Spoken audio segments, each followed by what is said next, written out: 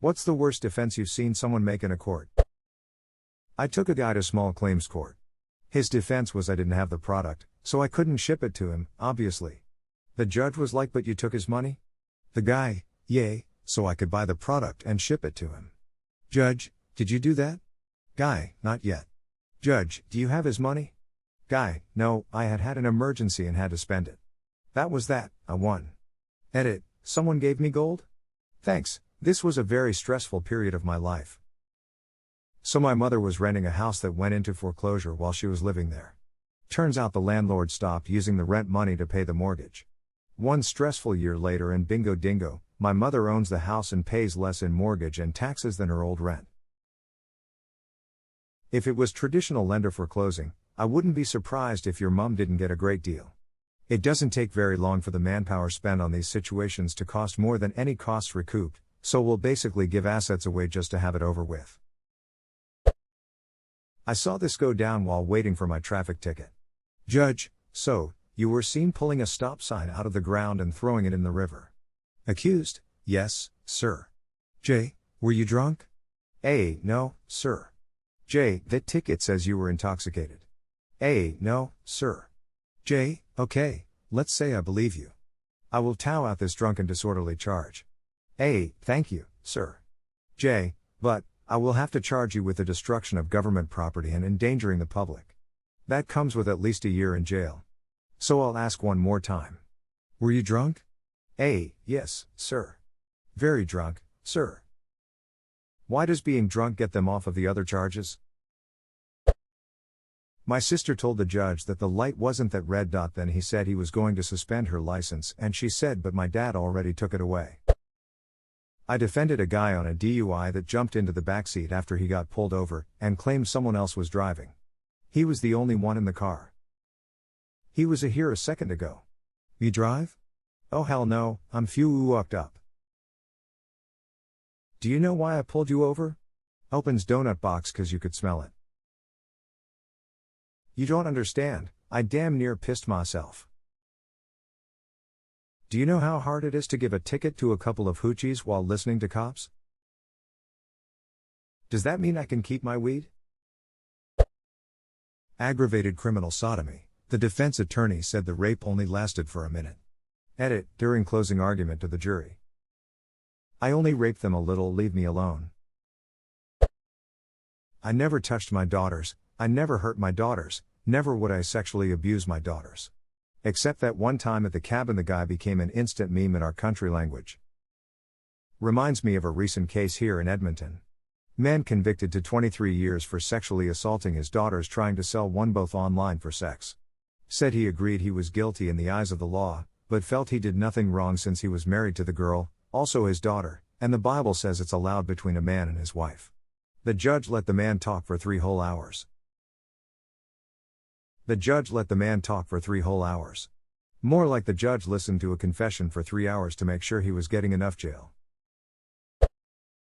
It says here you were drinking and driving, judge. No sir. I drank then I drove, a guilty guy. At least he's honest. Stupid, but honest. A domestic abuse case, the husband was the accused. The couple was in their late 70s or early 80s. When asked if he did indeed abuse his wife, the husband started complaining that some 40 years ago the wife pretended to be ill and he had to do the laundry all by himself, as if he expected the judge to just go, "Oh okay, I guess that's cool then." You see, the real victim of everything is me, that's why I need to beat up the bitch every single day and it's so hard. After that one day 40 years ago, I just had to make sure she never tried to cheat her way out of doing laundry ever again. There really was no other choice other than to beat it into her day after day for 40 years. That's actually how the abusive mind works.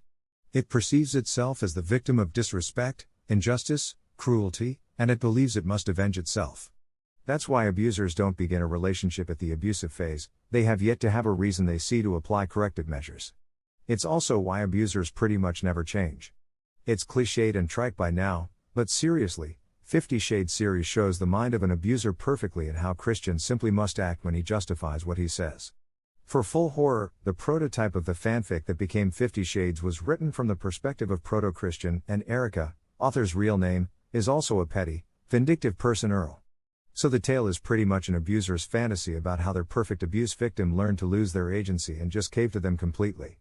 Yifikeus. Edit, for people asking about Erica, watch these, they're an Amazon and terrifying rabbit hole. The part about the pre-prototype is in part 3, a huge part of the stories about her, how she could not get along with the director and screenwriter for movie 1 is mostly in part 1, and how she really could not deal with critics, editors, and more, got into prolonged fights over everything, and demanded concessions and picked fights is concentrated in part 2, but also comes in part 3. Part 1, youtube.com. Part 2, youtube.com. Part 3, youtube.com. You do know she did a Twitter QA a few years back? Questions were asked like, which do you hate more, women or the English language? Have you considered telling this story from the perspective of someone that can actually write? Is it okay for Christian to stalk and abuse Bella because he's hot, or is it also okay because he's rich? Answers, both. I am the best writer of all time, how dare you? Both. I was in traffic court and the first guy to go before the judge got pulled over doing some crazy speed, like 140 miles per hour. The judge essentially told the guy to say he wouldn't ever do it again and that it was a mistake, and in return, the judge would drop the ticket fee and the points on his record. The guy countered with, well, I drive that fast all the time, so I'm really good at it, and I don't think it was dangerous at all because of how good of a driver I am. Guy could have walked out totally free, but instead got a $2,500 spend 2 points on his record. Reminds me of a story about Butch Cassidy, the famous robber in the Old West. He was captured in Wyoming and brought before a judge. The judge said that he would let him go if he promised never to break the law again. Cassidy said that he couldn't do that, but he would promise never to break the law in Wyoming. And the judge took that deal and Cassidy lived up to it. Anytime his gang planned a job in Wyoming, he opted out. There was a similar deal between Prohibition-era mobsters and St. Paul, Minnesota. The city provided a haven for Chicago-based gin runners and bank robbers, such as Al Capone. Cops looked aside when they were spotted on the street, and in return, the crooks minded their manners inside the city limits. The original Amsterdam. I watched a friend try a DWI case. Her client testified that she wasn't drunk while driving, and therefore not guilty, because she was actually high on meth at the time. My friend put her head down and started hitting her head against the desk. Goiltie. Why the hell did she put her client on the stand in a DUI trial? You have a constitutional right to appear in your own defense. Your lawyer is legally unable to stop you if you want to speak in your own defense. Eli 5, your lawyer can't stop you from being stupid. We really wish we could though. Honestly, maybe it's a good thing in the end that the stupidest of the bunch get caught for obviously illegal dumbass shit. I get that it's not going to reflect greatly on your track record though. Of course his DNA semen was in the alley behind his apartment where a sexual assault took place. Where else would you expect to find your DNA except where you lived? Friend of mine once got a ticket for leaving her car standing in the marked off no parking zone in front of a grocery store, which she thought was outrageous because she was just running in to get a pack of smokes. Then she saw how much the ticket was for, something like $120, which she thought was just ridiculous because damn it, she was just running in for a pack of smokes. I mean, come on, how is that worth $120? So her plan was to go to court and contest the ticket and point out to the judge how ridiculous that was and offer to compromise at like maybe $40 because for Pete's sake, she was just running in for a pack of smokes and let's be reasonable here. Yes, her plan was to haggle with the judge over how much the ticket should be worth. So she goes to court and sits there most of the day waiting for her case to be called. And eventually she gets bored and goes outside to grab a smoke and hang out. And while she's out there, her case is called.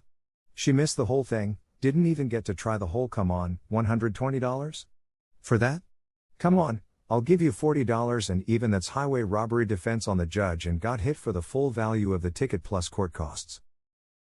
If this happened to me I would quit smoking.